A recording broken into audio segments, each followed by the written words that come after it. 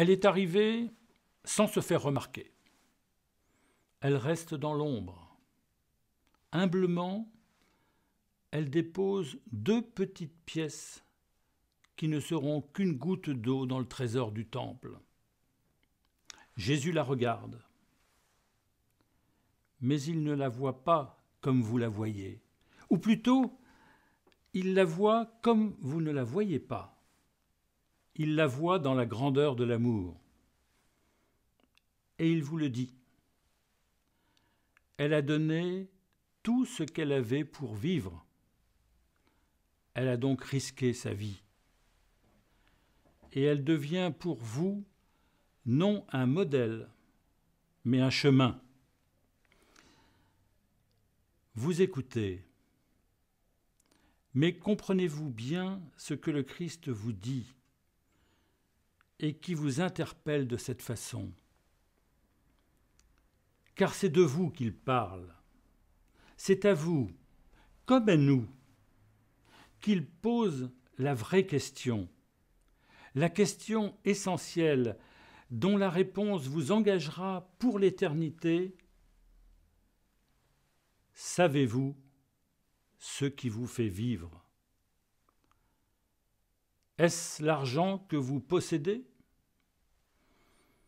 Un argent que vous avez peut-être gagné honnêtement ou que vous avez volé aux veuves et aux orphelins, comme il vous le dit? Est-ce votre puissance intellectuelle et votre connaissance de la loi qui vous confère la reconnaissance dont vous jouissez au sein du peuple? Est-ce votre statut de pharisien, de scribe ou de prêtre qui fait de vous les maîtres en Israël, admirés, respectés et parfois suivis? Savons-nous vraiment ce qui nous fait vivre?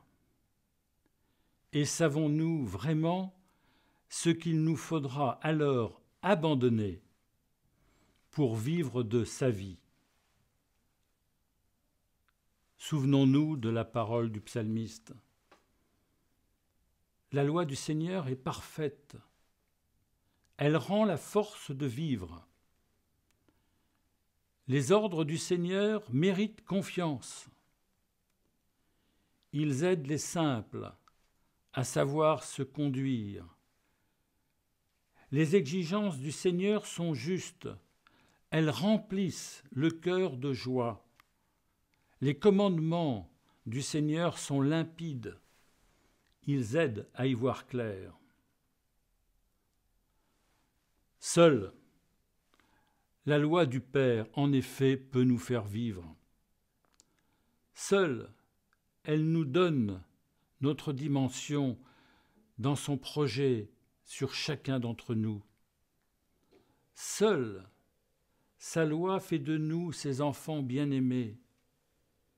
Souvenons-nous aussi des mots que ce même Jésus, qui vous interpelle aujourd'hui, a prononcés en parlant de lui. Ma nourriture est de faire la volonté de celui qui m'a envoyé et d'achever le travail qu'il m'a donné de faire. Il vous invite et nous invite avec vous à emprunter ce même chemin. Il nous invite à être ses ouvriers qui, dès les premières lueurs de l'aurore, vont travailler à sa vigne. Accepterons-nous alors de déposer à ses pieds tout ce qui fait de nous ces hommes importants, sans en garder la moindre part pour nous?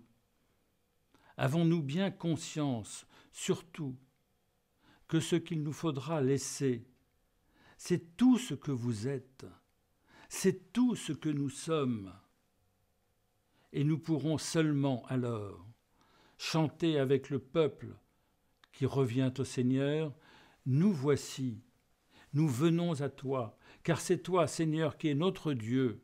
Oui, nous nous sommes laissés duper par les cultes païens des collines, et c'est auprès du Seigneur notre Dieu qu'Israël peut trouver le salut.